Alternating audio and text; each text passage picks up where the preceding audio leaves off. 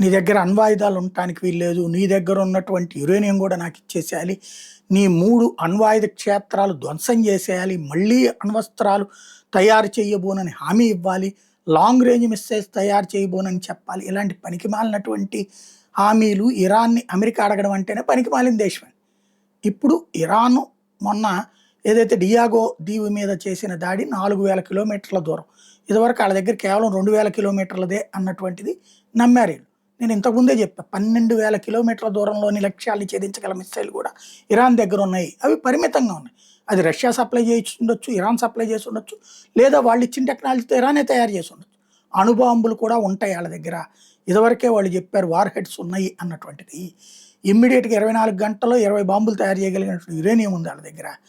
ఇదే ఇప్పుడు అమెరికా కంగారు పడుతుంది ఈ 2000 కిలోమీటర్లు కాకుండా 4000 కిలోమీటర్ల మిస్సైల్ తర్వాత.